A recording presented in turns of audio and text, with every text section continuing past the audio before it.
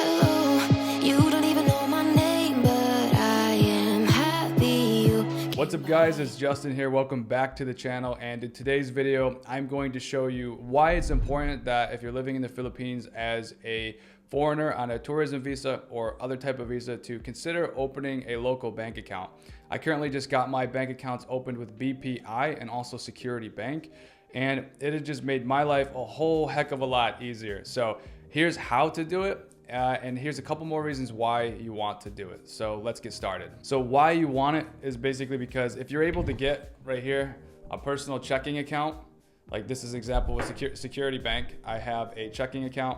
What that enables you to do is when you're trying to rent a space, it is just so much easier to basically work with the landlord, because most of the time the landlord expects 1 or 2 months of security deposit, 1 or 2 months of cash advances, and then for the remainder of the lease, whether it is a 6-month lease or a 12-month lease, they often want you to basically sign post-dated checks that are pre-dated, or basically post-dated rather, where they're gonna cash those checks in the future and you write them up front in the present. So there are instances where you can get actually around this, and one of the ways you can do that is you can basically just, if you have a Charles Schwab banking account in the United States, they reimburse you for all currency conversion fees and ATM debits and withdrawal fees, which are quite extensive. So in English, if you have a Charles Schwab online banking account, you could if you also have a Chase account or Bank of America account, you can send money to Charles Schwab, and that's Charles Schwab as your main bank account. But anytime you basically put in a debit card with Charles Schwab based in the US into a foreign ATM, such as a BPI here,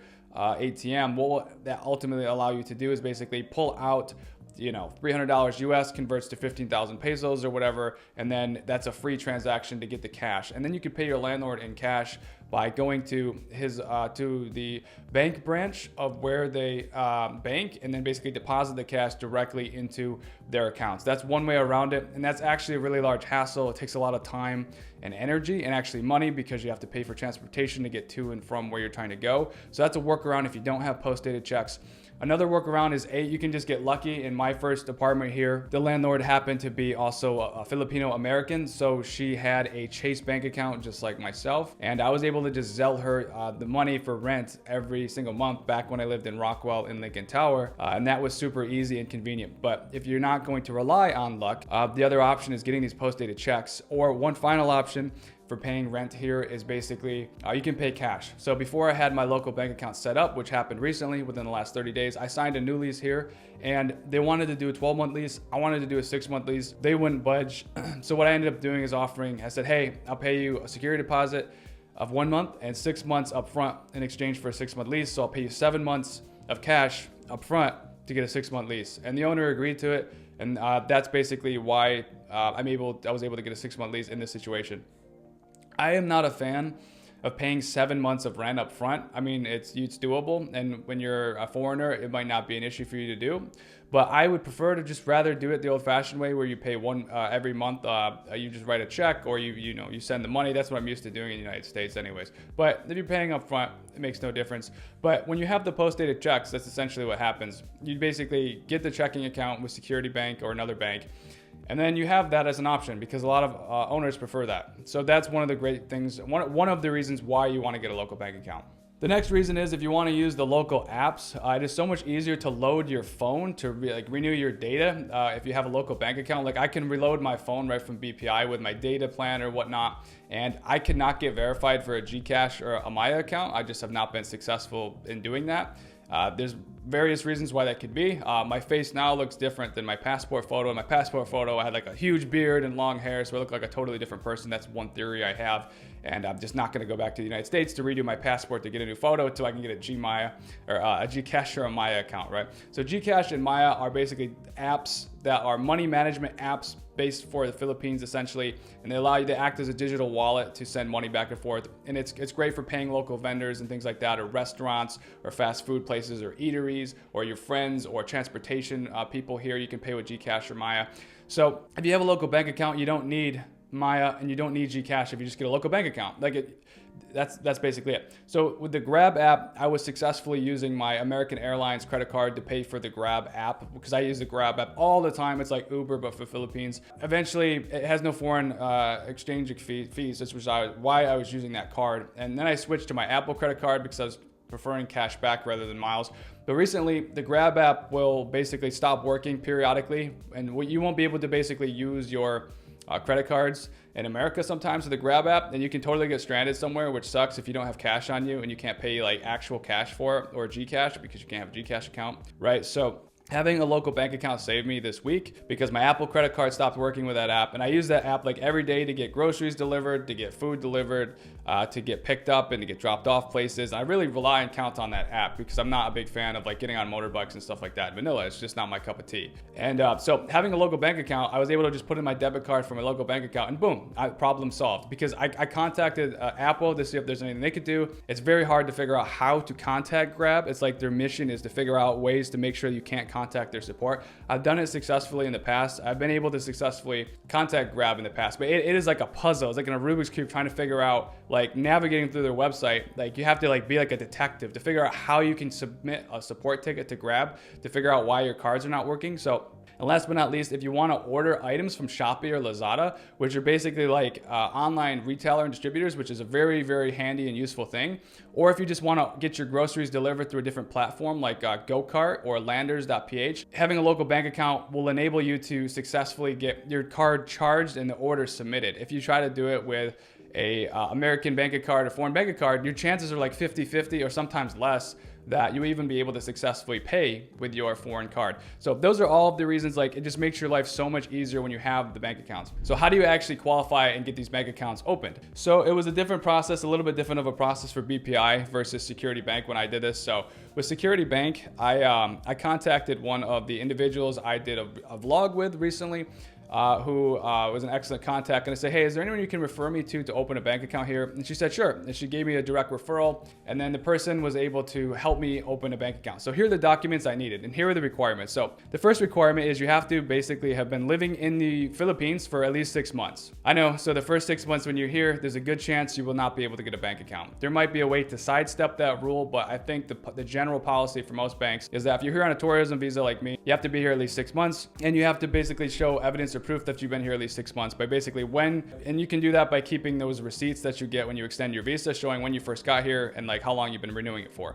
Piece of proof number one is you have to be here for 6 months. The next thing you need to do is prove your address. So you have to basically have a leasing contract. So that's the next major requirement. In order to get a checking account or a savings account with a debit card, you basically need to have a lease, a 6-month lease, and you have to have a signed contract. So if you get a 12-month or a 6-month lease here, and then you have that contract basically effectively signed, you can basically bring that with you to the bank. That's the second major requirement, apart from like the tourism visa stuff. You're also going to need your ACR iCard. This is a card that you get after you renew your visa for the first time. So you extend it from 30 days to 59 days. Then you basically can get an ACR iCard. So you need your ACR iCard. You need your contract, your leasing agreement contract. And then you're going to need your receipt proving that you have basically lived here for 6 months. And there might be bankers who will allow you to open a bank account if you've been here less than 6 months, if you have a leasing contract and ACR iCard. I cannot say with certainty if that's true or not. I don't know. You can test it and try it and find out. But the certain factor is if you are here 6 months, your probability of success will be a lot higher. So 2 other requirements that I needed for the Security bank account opening, because I needed to show verify my source of income. In order to do that, since I'm self-employed and I have an LLC based in Arizona in the United States, I had to print out the articles of incorporation from the AZ basically Corporation Commission website. So I had my articles of corporation and then my personal checking. So that basically was proving that I own the company and that was my main source of income. And then my personal checking account, which is where I would be sending the money from using the Wise app, from my personal checking account in America to my local bank account with Security Bank or BPI. They wanted what was called like a remittance form, and what that really means is just like a statement showing like account activity from source of funds. So I printed out my personal, my most recent statement from my personal checking account, and I brought that with me with that. And then I brought my other form. I brought my passport, of course, obviously. So your passport, ACR, I-9 card, the leasing contract, and if you can get a utility bill, that's also good to have that. Yeah, and then if you are you need to show your source of income. So print out a statement from your bank account where the funds are going to be coming from, which are going to the other thing. And if you have a job, get out like a pay stub or something. If you're not self-employed like me, like print out a pay stub or your employer's information so that they can verify your employer and they can verify your personal source of income. So how I was able to successfully open the checking account with a security bank, which it cost about, I think it was 300 pesos for the checkbook, which was the only fee to open the savings account, or the checking account with security bank. The minimum monthly balance requirements is 25,000 pesos for the security bank account, which is a checking account, and that's about $500 US you have to keep in there. It's seamless and effortless to transfer money from my United States bank account to Security Bank or BPI through the Wise app. So that's fast and efficient and inexpensive to do, which is awesome. As far as the overall experience between the two banks, I like BPI more because the BPI savings account I was not eligible to open a checking account, so I actually cannot get checks with the BPI account. But there's a debit card with a savings account, so it's basically a checking account without the checks. I can still make online purchases and pay for things with the debit card linked to the BPI savings account. The BPI only requires a 10,000 peso balance, which is great. That's only about $200 US and change, which is cool. There's way more BPI ATMs and branches than Security Bank. That's another thing I like. So in Power Plant Mall in Rockwell, they do have a Security Bank ATM and a BPI Bank ATM as well, of course, and basically all over. And obviously the advantage of having these local bank accounts, again, is if you want cash, and cash is very useful for a range of different things in the Philippines, just to carry around with you, just in case like the card readers are no longer working or something. It's good to have cash as a backup option. Or if somebody cannot accept a credit card or debit card, it's good to have cash on you for traveling around the Philippines. So obviously it doesn't cost you any fees when you use the ATM associated with your bank, Security Bank or BPI. So you're just paying a very small fee to transfer US dollars through Wise to your local bank account in order to be able to pull up the pesos out here locally at minimal and no expense if you don't have a Charles Schwab account. So for getting the BPI bank account, I took a different approach. I actually went to Upwork.com and I offered somebody 5,000 pesos, which is about $100 to create a job. I said, hi, I'm wanting to open up a local bank account in the Philippines. And this was already after I opened my security bank account. I just wanted a second one, like as a backup account. And then someone said, hey, I know someone who works for BPI who helped me out. I will accept your offer, Justin, to receive 5,000 pesos, $100 after your successful account opening. So he connected me with a person who was at a specific branch. I went there, everything went well. I brought the leasing contract, my ACR 9 card, my passport. In that case, with the BPI account, I did not need to prove my source of income for that account opening for the savings account on the tourism visa. There's less paperwork required for BPI. So I went back like 9 or 10 days later to pick up my debit card for BPI. So that was cool. And yeah, but my life is now much easier and much more predictable, and I have more control over my situation, having the checks, so I can do post-dated checks, and just having 2 local debit cards to make sure that I can reload my phone. So I have a constant connection to my phone essentially, and also my Wi-Fi. I can pay with my debit card or one of my local bank accounts, because if you try to pay for those things as a foreigner with your foreign bank accounts or foreign debit or credit cards, you run into trouble constantly and you have so many headaches, and you don't have the wallet solution, which is like Gcash or Maya, to do those things. So that is how to do it. Those are how I opened my 2 bank accounts here, and just basically, like, I gave you many reasons how it's made my life easier.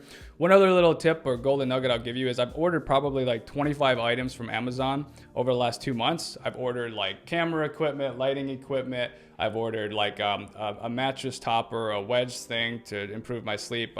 I've ordered lots of stuff from Amazon. So Amazon, you can actually still keep your Amazon Prime subscription if you live here. And for smaller items that are basically, if you do a $49 order minimum for small items like lotions or shower gel or whatever, it's free shipping from United States to Philippines, and it gets here pretty quick. So for bigger items, you have to obviously pay some shipping fees, and then sometimes you have to pay import and duty fees. So I got absolutely smoked on a couple of items that were larger and bulkier and heavier on import and duty fees and shipping fees. But for all the smaller items that I ordered for Amazon recently, I did not have to pay a shipping cost, which is cool. This has been Justin Spencer, and I hope this helps you understand why you would want to have a local bank account if you're going to be relocating to Manila or anywhere in the Philippines. It just makes your life smoother, easier, and better if you have a local bank account. At least one, I would recommend having 2. And is there any reason why I did not get like Union Bank or BDO Bank or any of the other banks here? I just simply opened these 2 bank accounts because these were people working in these banks who were actually willing to help me. I tried opening up a bank account in BDO more than once, once in separate locations, and I tried doing it with the Upwork route.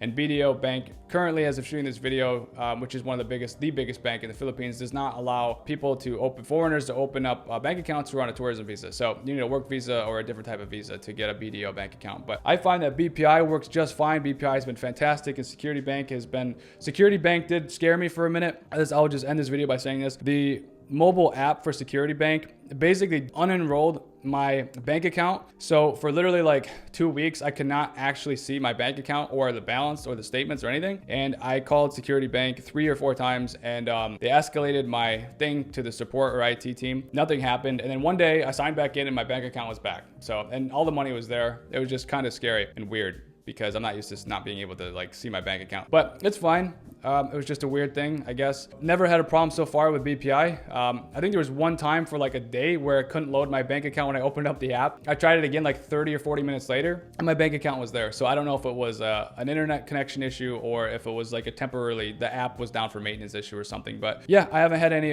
issues with either of those bank accounts. I know this video is getting long, so this has been Justin Spencer. If you liked the video, hit the like button if you want to. And if you like topics related to Philippines, consider subscribing. You rock. I'll catch you on the next one. Bye for now. Of course, you're gonna leave a shoe.